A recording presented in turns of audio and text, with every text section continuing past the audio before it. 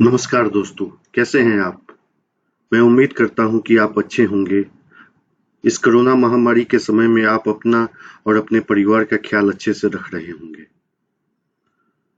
मैं standard disclosure के साथ स्टार्ट करता हूं। I am not SEBI registered, मैं सेबी रजिस्टर्ड नहीं हूं। The stock suggestions provided here is for educational purpose only. जो भी स्टॉक यहाँ बताया जाएगा वो एजुकेशन पर्पस के लिए है। I will not be responsible for any of your profit or loss with this channel or website suggestions। मैं, मेरा वेबसाइट या चैनल कोई भी स्टॉक सजेशंस से रिलेटेड आपका प्रॉफिट और लॉस होता है तो उसके लिए कोई जिम्मेदार नहीं होगा। Consult your financial advisor before taking any decision. अपने फाइनेंशियल एडवाइजर से कंसल्ट कर ले कोई भी फाइनेंशियल डिसीजन लेने से पहले, इन्वेस्टमेंट रिलेटेड डिसीजन लेने से पहले। दोस्तों, सेबी ने एक नया सर्कुलर लाया है, तो हम देखते हैं उस सर्कुलर को पहले, जो कि मल्टी कैप म्यूचुअल फंड पे है। तो मैंने ओपन करके रखा है।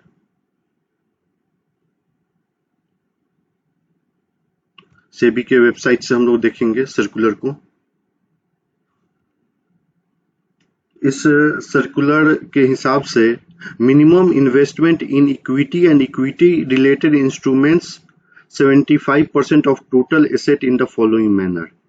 उससे पहले हम देख लेते हैं, in regards in order to diversify the underlying investment of multi-cap funds across the large, mid and small cap companies and be true to label, it has been decided to partially modify the scheme characteristics of multi-cap।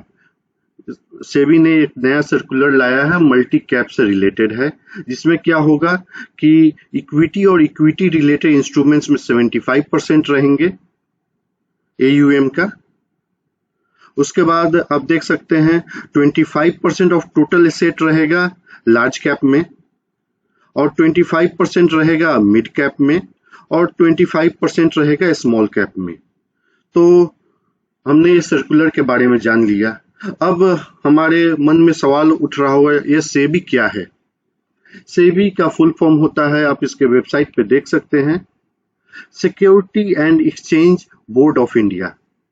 यह यह यह एक organisation है जो stock related activities और stock में buying, selling, listing of companies, mutual funds, ये सब को रेगुलेट करता है। यह एक रेगुलेटरी बॉडी है। तो आपको सेबी के बारे में थोड़ा आइडिया लग गया है। उसके बाद हम देखते हैं, यहाँ पर लिखा है large cap companies. Large cap companies होती कौन सी हैं? लार्ज कैप कंपनीज हो गई जो फर्स्ट से 100 तक का मार्केट कैपिटलाइजेशन है, उसे लार्ज कैप कंपनीज बोलते हैं। तो हम अपने वेबसाइट पर चलते हैं, वहां पे और समझने की कोशिश करेंगे फर्स्ट से 100 तक कौन कौन सी कंपनियां आती हैं। तो मैं मनी कंट्रोल आइकन पे क्लिक करता हूं,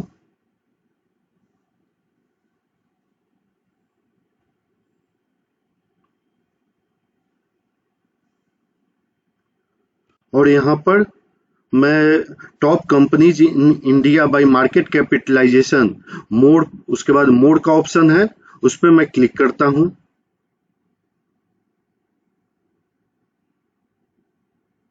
तो आप देख सकते हैं कि ये 100 कंपनीज का लिस्ट है। ये सब 100 कंपनीज आएंगी लार्ज कैप में। तो आप देख सकते हैं मार्केट कैपिटलाइजेशन के हिसाब से अभी रिलायंस रैंक 1 पर है,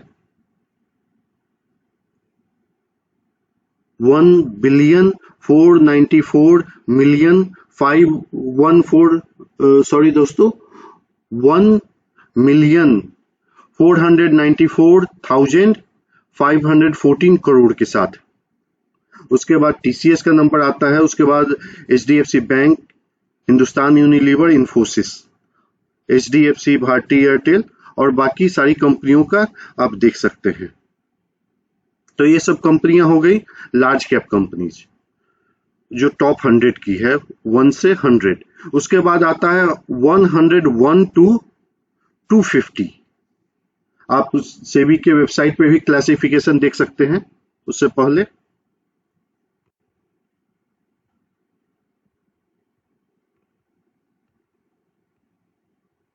आप यहां पर देख सकते हैं large cap companies first 200th company in terms of full market capitalisation.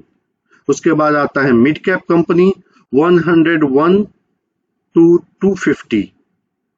उसके बाद आता है स्मॉल कैप जो 251 के बाद आता है। तो सेबी के नए सर्कुलर के हिसाब से जो आपको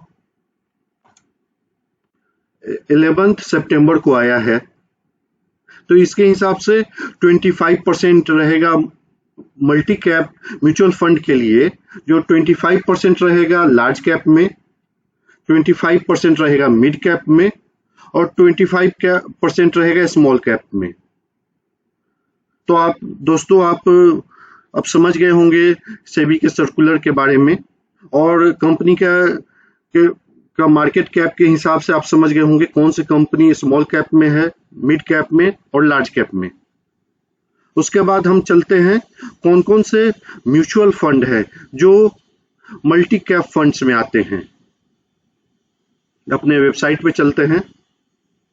अब हम लोग वैल्यू रिसर्च, एक लिंक है, इसको क्लिक करेंगे।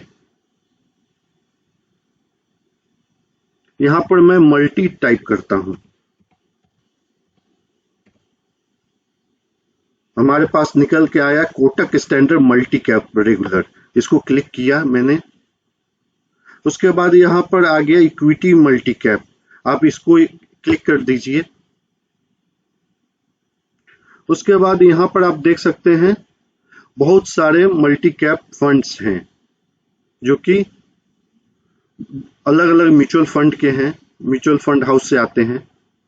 और आपको एक जानकारी देना चाहूंगा, कोई भी म्यूचुअल फंड के पास एक ही लार्ज कैप हो सकता है, स्मॉल कैप हो सकता है, मिड कैप म्यूचुअल फंड हो सकता है। वो दो लार्ज कैप फंड नहीं रख सकते हैं, उनको मर्ज करना पड़ेगा एक ही फंड में। तो मैं नेट एसेट्स के हिसाब से रखता हूं, जो लार्ज हैं उनको पहले हम लोग एनालाइज करेंगे। नेट एसेट्स के हिसाब से भी Kotak standard mutual direct rank 1 आता है और रेगुलर सेकंड आता है। मतलब कि अगर आप डायरेक्ट ऑनलाइन से खरीदते हैं म्यूचुअल फंड तो हो जाएगा, बिना किसी ब्रोकर के थ्रू गए हुए तो वो डायरेक्ट में आ जाएंगे, और किसी ब्रोकर के थ्रू जाते हैं या बैंक हो गया या कोई भी फाइनेंशियल एडवाइजर के थ्रू आप खरीद रहे हैं तो आप रेगुलर में आ जाएंगे। तो यही एक डिफरेंस होता है डायरेक्ट और रेगुलर के बीच में। और क्या होगा कि अगर आप रेगुलर में जाएंगे तो आपको क्या होता है कि एनुअल चार्जेस थोड़ा ज्यादा पे करने पड़ते हैं, क्योंकि वहां पर ब्रोकर भी आते हैं तो उनको भी पैसे मिलते हैं। और डायरेक्ट के केस में आपका ब्रोकरेज चार्ज कम रहता है। तो हम पहले कोटक स्टैंडर्ड मल्टी कैप पे क्लिक करते हैं, इसके बारे में समझने की कोशिश करेंगे।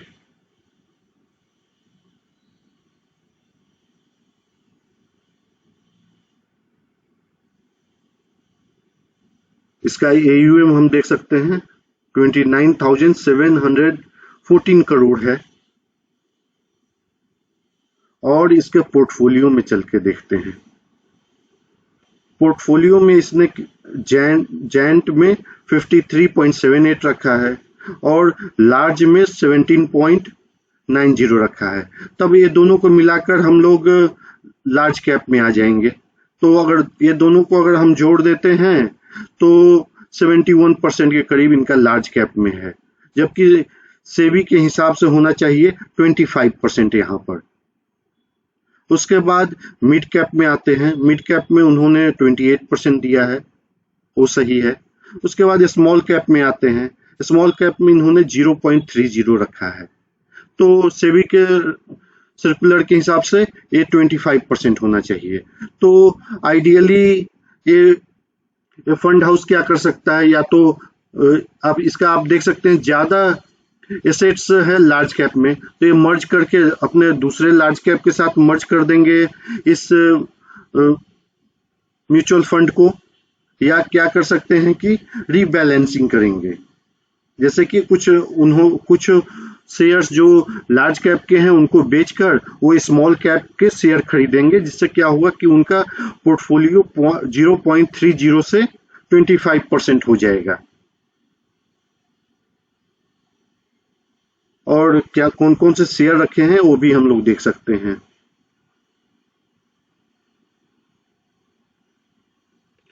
वैसे ही अब एक और म्यूचुअल फंड देखते हैं जो लार्ज एसेट अंडर मैनेजमेंट के अंदर है, HDFC इक्विटी रेगुलर का देखते हैं।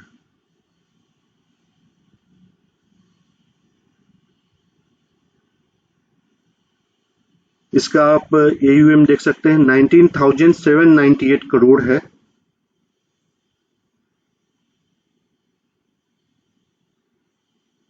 उसके बाद आप देख सकते हैं यहाँ पर उसने 50% जायंट में रखा है, 33% लार्ज में रखा है, ये दोनों मिला के लार्ज कैप हो जाते हैं। तो आप देख सकते हैं उनका 83% के करीब लार्ज कैप में है, या 84% कर सकते हैं।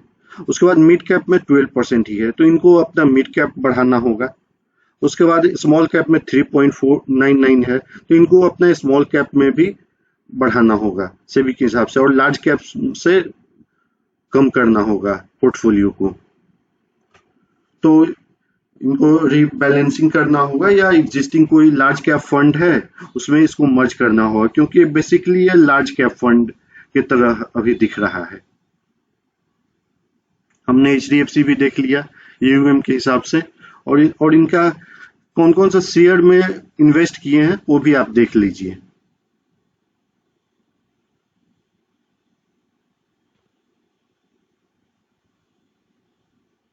उसके बाद आप देख सकते हैं नेक्स्ट बारी आता है एक्सिस फोकस्ड रेगुलर का। ये भी मल्टी कैप कैटेगरी में आता है, और इसका आप एसेट्स देख सकते हैं। एसेट्स अंडर मैनेजमेंट है 11,372 करोड़ का।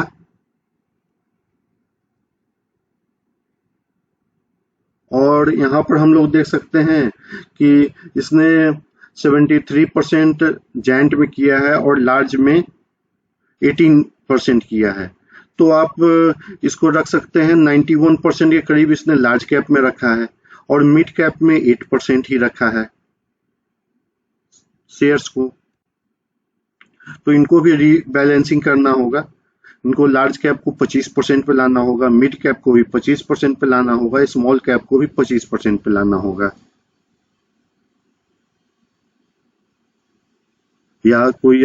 या इस तरह से पोर्टफोलियो रीबैलेंसिंग कर दें, या अपने लार्ज कैप म्यूचुअल फंड कोई चल रहा है एग्जिस्टिंग है तो उसके साथ इस म्यूचुअल फंड को मर्ज कर दें। ये दो में से कोई एक वर्क हो सकता है। तो आप इनके कौन कौन से शेयर्स में इन्वेस्ट किए हुए हैं आप देख सकते हैं। तब दोस्तों हमने ये समझा कि हमने 3 डिफरेंट म्यूचुअल फंड हाउसेस के मल्टी कैप फंड्स देख लिए।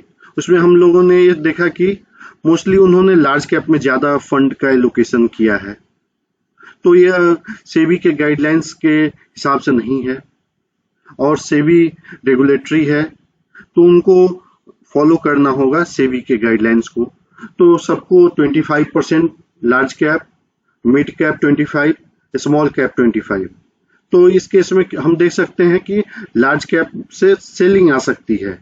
तो क्या हो सकता है कि हमारा जो इंडेक्स है उस पर प्रेशर बना रहेगा, और जो स्मॉल कैप शेयर्स हैं उसमें थोड़ा रैली देखने को मिलेगा। तो अनुमान के हिसाब से 35,000 करोड़ की सेलिंग लार्ज कैप में आ सकती है।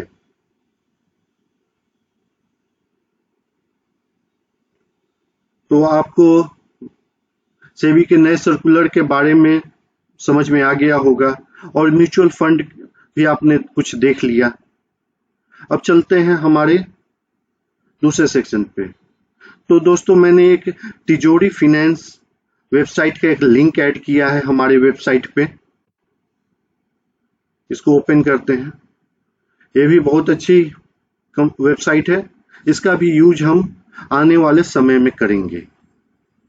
और दोस्तों, मैं ऊपर के सारे लिंक को का ओवरव्यू मैंने अपने पुराने वीडियो में किया है, तो मैं उसे निकाल कर आपको दिखाता हूं।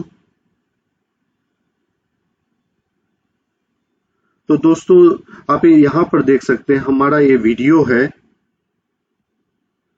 Root Mobile limited important websites. इसमें मैंने बाकी सारे वेबसाइट्स का थोड़ा सा ओवरव्यू आपको मैं दिया हूं, जो कि निफ्टी 50 स्टॉक वेटेज से सेक्टर स्कैन तक का था। जो तिजोरी फाइनेंस रिसेंटली ऐड किया, तो मैंने आपको बता दिया है।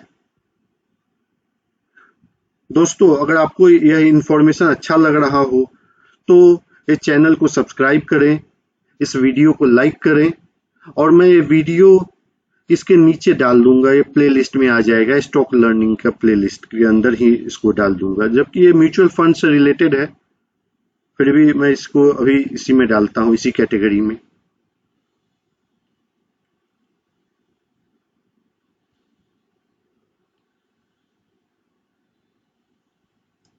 उसके बाद दोस्तों, मैं अपना पोर्टफोलियो के बारे में बताता हूं। इस सप्ताह मैंने कोई भी शेयर को नहीं खरीदा है, न बेचा है। इसका मतलब कि मैंने कोई चेंजेस नहीं किए हैं अपने पोर्टफोलियो में। और दोस्तों, आपको ये वीडियो पसंद आया है तो इसे लाइक करें, सब्सक्राइब करें, और अपने दोस्तों के साथ भी शेयर करें, जिससे वो स्टॉक मार्केट के बारे में सीख सकें। मैं यह वीडियो डिस्क्लोजर के साथ खत्म करूंगा। बाकी नेक्स्ट वीडियो में हम लोग बात करेंगे। I am not SEBI registered. The stock suggestions provided here is for education purpose only. I will not be responsible for any of your profit or loss with this channel or website suggestions. Consult your financial advisor before taking any decision. धन्यवाद दोस्तों।